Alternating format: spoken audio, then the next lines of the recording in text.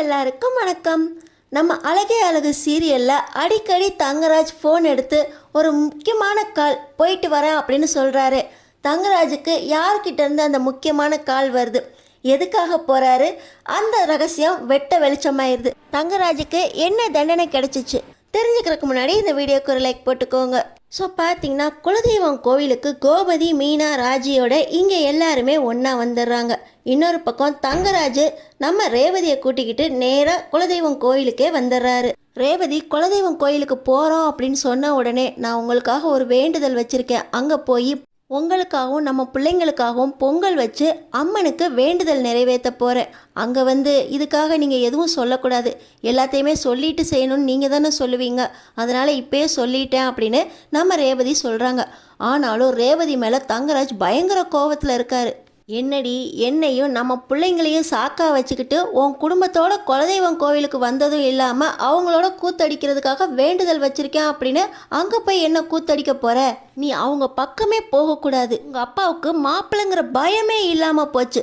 தங்கராஜ் மாப்பிள்ளைக்கு பிடிக்காதுன்னு தெரிஞ்சும் மலரோட அம்மாவையும் தம்பியும் வர வச்சு அங்கே இன்னும் கூத்தடிக்க போகிறாங்க.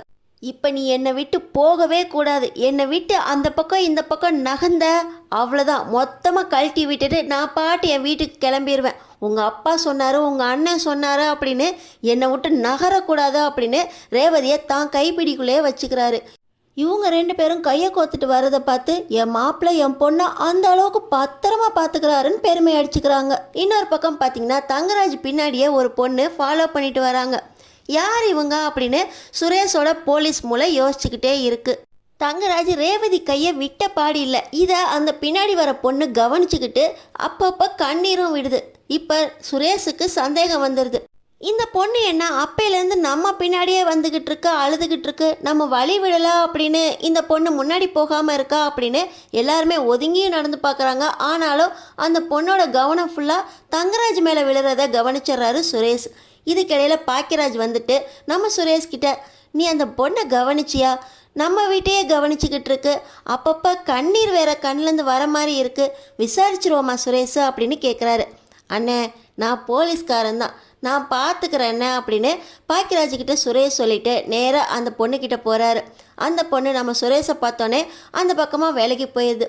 சுரேஷ் நம்ம பேசலாமா, ஒரு பொண்ணுக்கிட்ட தனியாக பேசுகிறது தப்பு இல்லையா அப்படின்னு யோசிக்கிறாரு.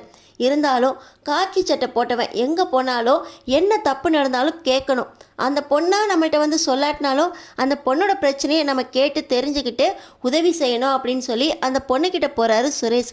நீ யாருமா, எதுக்காக எங்கள் குடும்பம் பின்னாடியே வந்துக்கிட்டு இருக்க, எங்கள்கிட்ட நீ பேசணுமா அப்படின்னு கேட்குறாரு சுரேஷ். அந்த பொண்ணு, அதெல்லாம் ஒன்றும் இல்லைங்க, என் குடும்பத்தில் கொஞ்சம் ப்ராப்ளம், நான் வேண்டுதல் வைக்கிறதுக்காக வந்திருக்கேன் அப்படின்னு சொல்லிட்டு அந்த பொண்ணு வேகமாக விறுவிறுன்னு ஏறி போய் அம்மனை தரிசனம் பண்ண போயிடுது. இப்போ தான் தங்கராஜ் அந்த பொண்ணு மேலே போகிறத கவனிக்கிறாரு. இவ்வளோ நேரம் அவரோட முழு கவனமும் ரேவதி மேலே இருந்துச்சு. இப்போ அவரோட கவனம் அந்த பொண்ணு மேலே விழ பாக்கியராஜ் தான் கவனிச்சிட்றாரு.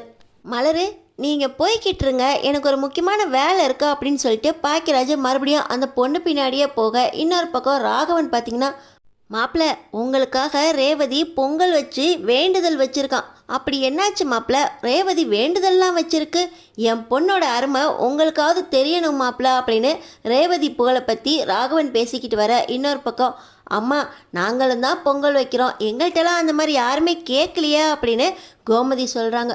இதில் என்ன பெரிய விஷயம் இருக்குது, மலர் சுருத்தி எல்லாருமே ஆரம்பத்துலேருந்தே இந்த கோயிலுக்கு வரப்பெல்லாம் பொங்கல் வச்சுக்கிட்டு தான் இருக்காங்க. ரேவதியை கட்டி கொடுத்ததுக்கப்புறம் இப்போ தான் முதல் முறையாக பொங்கல் வைக்கிறா, அதனால தான் கேட்குறோம். ரேவதி எவ்வளோ நல்ல பொண்ணு தெரியுமா, எங்கள் வீட்டில் செல்லமாக வளர்ந்த பொண்ணு. பாக்கியராஜுக்கும் ரேவதிக்கும் என்ன ஒரு அன்பு இருக்குன்னு நீங்கள் தங்கராஜ் மாப்பிள்ளைக்கிட்ட கேட்டு பாருங்கள், அப்போ தெரியும். அவ்வளோ செல்லமாக வளர்ந்த பொண்ணை நாங்கள் தங்கராஜ் மாப்பிள்ளைக்கு கட்டி கொடுத்து அந்த பொண்ணு எவ்வளோ நல்லா தங்கராஜை பார்த்துக்குது தெரியுமா அப்படின்னு ராஜலக்ஷ்மி மாப்பிள்ளை புகழ் பாடிக்கிட்டு இருக்கும்போது இன்னொரு பக்கம் பின்னாடியே அழுதுகிட்டு வந்த பொண்ணு பின்னாடி பாக்கியராஜ் போயிருக்காரு. ஏமா எதுக்குமா நீ அழுதுகிட்டே வந்த அப்படின்னு கேட்குறாங்க.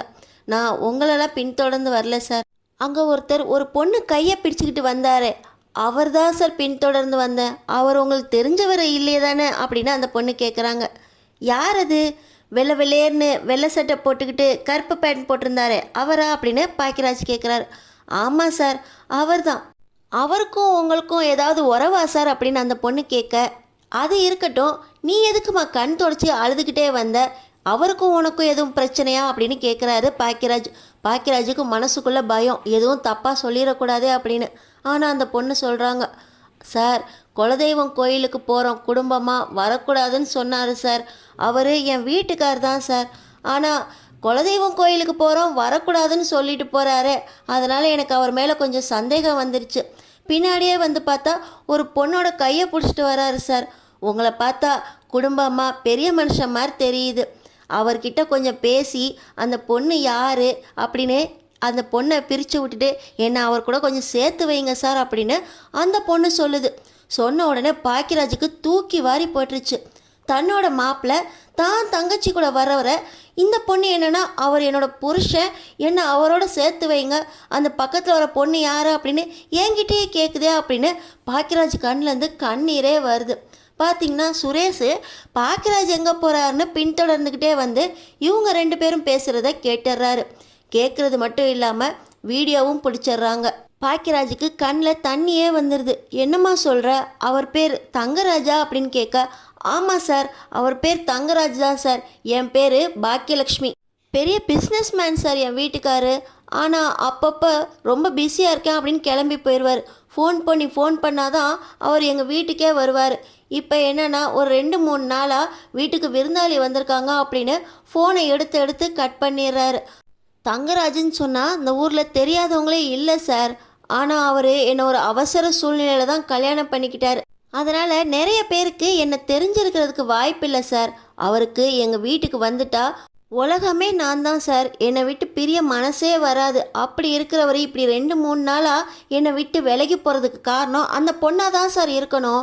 அந்த பொண்ணு எப்போ பார்த்தாலும் அவர் கூடவே சுற்றிக்கிட்டு இருக்கு, கையை பிடிச்சே நடந்துக்கிட்டு இருக்கு சார்.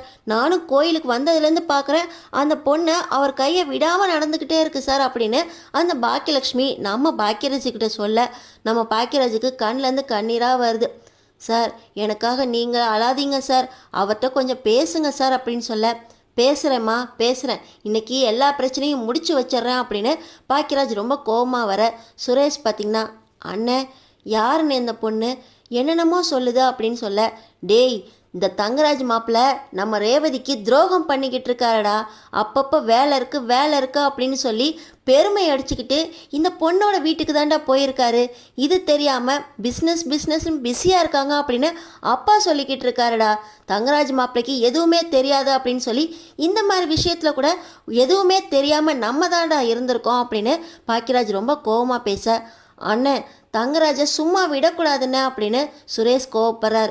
நான் அவரை தூக்கி ஜெயிலில் வைக்கிறேன்னா அப்படின்னு சொல்ல, நம்ம தங்கச்சியோட வாழ்க்கையே போயிருண்டா.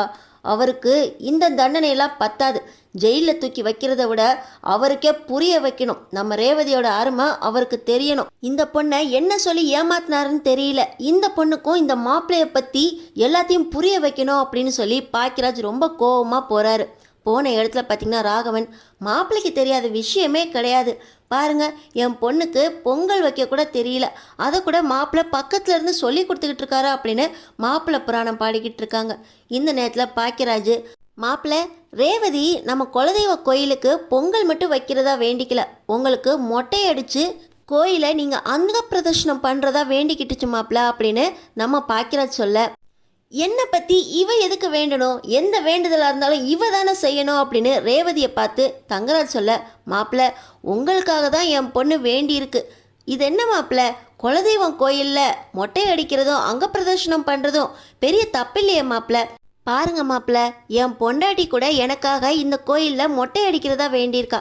நானும் உங்களோட சேர்ந்து மொட்டை அடிச்சுக்கிறேன் மாப்பிள்ளை அப்படின்னு சொல்ல, மாமா உங்கள் பொண்ணு வேண்டிக்கிட்டான்னா நான் எதுக்கு மொட்டை அடிக்கணும், உங்கள் பொண்டாட்டி வேண்டிக்கிட்டா நீங்கள் எதுக்கு மொட்டை அடிக்கிறீங்க அப்படின்னு கேட்க, மாப்பிள்ளை ரேவதியை நீங்கள் கண்ணும் கருத்துமாக பார்த்துக்கிறீங்கன்னு தெரியும், ரேவதி வேண்டியிருக்கல்ல மாப்பிள்ளை, வாங்க மொட்டை அடிச்சுட்டு வந்துடுவோம் அப்படின்னு ராகவன் தங்கராஜை கூப்பிட, பார்த்தீங்கன்னா இப்போ சுரேஷ் என்னென்ன அந்த பொண்ணுக்கும் தங்கராஜ் மாப்பிள்ளைக்கும் தப்பான தொடர்பு இருக்கா அப்படின்னு அப்பா கிட்ட சொல்லி அவரை போட்டு கொடுப்பேன்னு பார்த்தா நீ பாட்டுக்கு மொட்டை அடிக்க சொல்லிக்கிட்டு இருக்க. தங்கராஜ் மாப்பிள்ளைக்கு அவர் செஞ்சது தப்புன்னு புரிய வைக்கணும். எதுக்கு எடுத்தாலும் தங்கராஜ் சொன்னால் சரியாக தான் இருக்கும். தங்கராஜ் ஒன்று செய்கிறான்னா அதில் ஒரு காரணம் இருக்கும் அப்படின்னு அடிக்கடி தங்கராஜ்னு சொல்லிக்கிட்டாரு. இப்போ தங்கராஜ் மாப்பிள்ள ஒரு தப்பு பண்ணிட்டு வந்து நிற்கிறாரு. திருந்தவே முடியாத தப்பு. அது தப்பு அப்படின்னு தங்கராஜ் மாப்பிள்ளைக்கே உரைக்கல. தன்னோட தப்பு அவருக்கு புரியணும் அப்படின்னா அவருக்குள்ள இருக்க கர்வம் குறையணும். தங்கராஜ்னா தப்பும் செய்வான், அந்த தப்பை திருத்திக்கணுங்கிற எண்ணம் வரணும். தங்கராஜ் மாப்பிள்ள நம்ம தங்கச்சியை விட்டுட்டு வேறொரு பொண்ணை விரும்பியிருக்காரு. அந்த பொண்ணை கல்யாணம் பண்ணிக்கிறேன்னு ஆசை காட்டி ஏமாற்றி அந்த பொண்ணு கூட வாழ்ந்துக்கிட்டு இருக்காரு. நம்ம தங்கச்சியை பக்கத்தில் வச்சுக்கிட்டே அந்த பொண்ணு கூட ஃபோன் பேசி அந்த பொண்ணு கூட கூடி குழாவுறதுக்காக ஃபோன் வந்திருக்குன்னு போயிருக்காரு. அந்த பொண்ணை பற்றி நான் விசாரிக்க போகிறேன். இனி நம்ம தங்கச்சிக்கு தங்கராஜ் மாப்பிள்ளை எந்த விதத்துலையும் துரோகம் பண்ணக்கூடாது. அந்த பொண்ணு மட்டும் நல்ல பொண்ணாக இருந்து தங்கராஜ் மாப்பிள்ளை மேலே தான் தப்பு இருந்துச்சுன்னு தெரிஞ்சிச்சு, நான் மாப்பிள்ளையை சும்மாவே விட மாட்டேன். நீ போலீஸ் ஸ்டேஷனில் கொண்டு போய் மாப்பிள்ளையை உட்கார வச்சிட்டா மாப்பிள்ளை திருந்த மாட்டார்.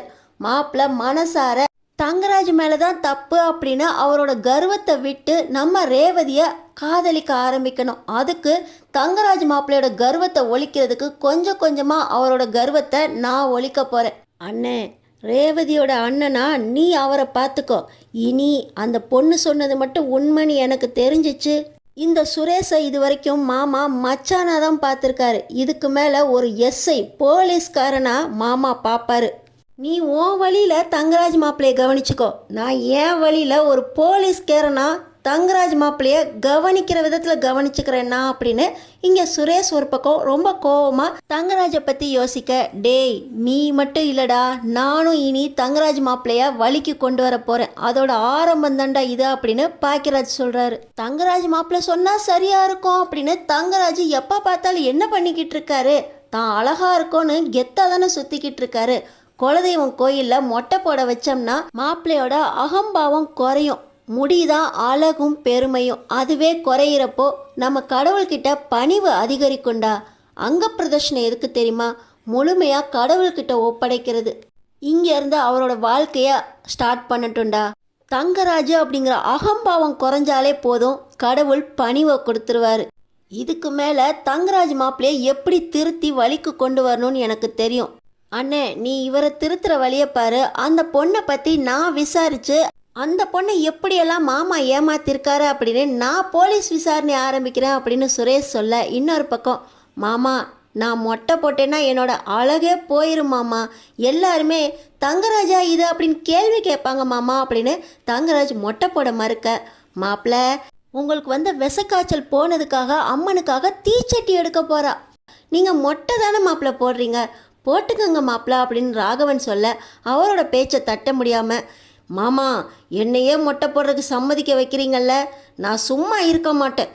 இதே கோவிலில் உங்கள் பசங்க 2 பேரையும் நான் மொட்டை போட வைக்கட்டா அப்படின்னு அவர் மனசுக்குள்ளேயே சபதம் போட்டு நம்ம சுரேஷையும் பாக்கியராஜையும் மொட்டை போட வைக்கிறதுக்கு தங்கராஜ் பிளான் போட்டுக்கிட்டு இருக்காரு. தங்கராஜோட அகம்பாவத்தை குறைக்க வைக்கிறதுக்கு பாக்கியராஜ் பிளான் போட்டுக்கிட்டு இருக்காரு. எப்போ பார்த்தாலும் தங்கராஜா அப்படின்னு அகம்பாவத்தோட சுற்றுற தங்கராஜ் இந்த மொட்டை தலையோட நம்ம ரேவதியை எப்படி ஏற்றுக்க வைக்க போகிறாரு நம்ம பாக்கியராஜ் ஒரு முடிவு பண்ணிட்டாரு. தங்கராஜ் கிட்ட பாக்கியராஜோட வேலை பழிக்குமா? தங்கராஜ் இதை எப்படியெல்லாம் சரி கட்ட போகிறாரு? தங்கராஜ் கிட்ட பாக்கியராஜோட பாச்சா பழிக்குமா? அடுத்தடுத்து என்ன நடக்க போகுதுன்னு தெரிஞ்சுக்கிறதுக்கு நம்ம சேனலை சப்ஸ்கிரைப் பண்ணி தொடர்ந்து பாருங்கள்.